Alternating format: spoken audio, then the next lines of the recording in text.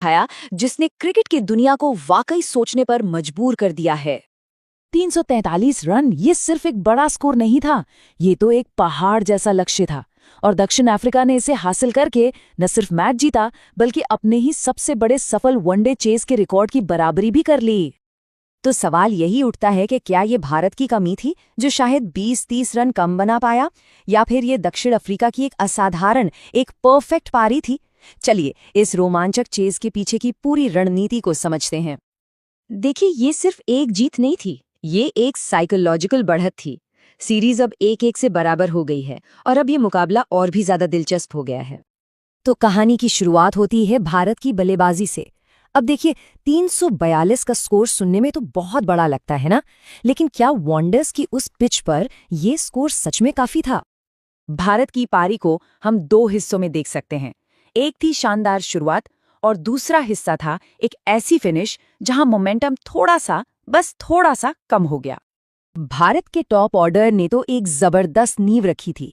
ऐसा लग रहा था कि 350 तो पार हो ही जाएगा, लेकिन आखिरी ओवरों में, जिन्हें हम डेथ ओवर्स कहते हैं, वहां दक्षिण अफ्रीका के गेंदबाजों ने शानदार वापसी की और भारत को उन 20-30 एक्स्ट्रा रनों से रोक दिया जो शायद मैच का नतीजा बदल सकते थे। और आखिर में यही 20-30 रन हार और जीत के बीच का अंतर बन गए। क्रिकेट में और खासकर इतने बड़े चेज में एक एक रन की कीमत होती है। अब आते हैं मैच के सबसे रोमांचक हिस्से पर, दक्षिण अफ्रीका का जवाब। ये कोई अंधाधुंध हिटिंग नहीं थी, नहीं, ये थी एक सोची समझी आक्रामकता। तो ये सोची समझी आक्रामकता है क्या? देखिए, आसान शब्दों में इसका मतलब ये नहीं है कि हर गेंद पर छक्का मारने की कोशिश की जाए, नहीं, इसका मतलब है सही गेंद का इंतजार करो, खराब गेंदों को बाउंड्री के पार भेजो और सिंगल्स डबल से स्कोरबोर्ड को हमेशा चलाते रहो। यही था उनकी जीत का फॉर्मूला। पावर प्ले में संभल कर खेलना, हर विकेट के बाद छोटे छोटे लक्ष्य बनाना और सबसे जरूरी, महत्वपूर्ण साझेदारियां निभाना। उन्होंने पूरे मैच में दबाव को कभी खुद पर हावी होने ही नहीं दिया।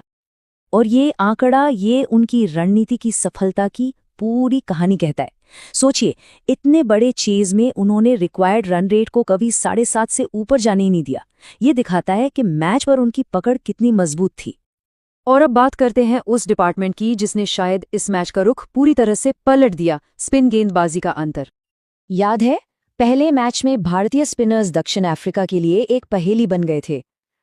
इस मैच में ऐसा लगा मानो प्रोटियाज बल्लेबाजों ने उस पहेली को सुलझा लिया था। उन्होंने क्रीज का इतना बेहतरीन इस्तेमाल किया, आगे पीछे जाकर गेंदबाजों की लेंथ बिगाड़ी और स्पिनर्स पर ऐसा हमला किया कि वो दबाव में आ गए। ये चार्ट साफ साफ बता रहा है कि असली अंतर कहाँ पैदा हुआ। एक तरफ दक्षिण अफ्रीका ने भारतीय स्पिनरों के खिलाफ आसानी से रन बनाए और यही मैच का टर्निंग पॉइंट साबित हुआ। तो इस मैच से क्या सीखने को मिलता है? ये मैच हमें आज के मॉडर्न वनडे क्रिकेट की एक बदलती हुई तस्वीर दिखाता है। इस जीत ने एक बात तो साबित कर दी है कि आज की वनडे क्रिकेट में कोई भी स्कोर सुरक्षित नहीं है। अब खेल सिर्फ विकेट बचाने का नहीं रहा, बल्कि हर ओवर में रन बनाने का है। और दक्षिण अफ्रीका ने इसका एक बेहतरीन उदाहरण पेश किया।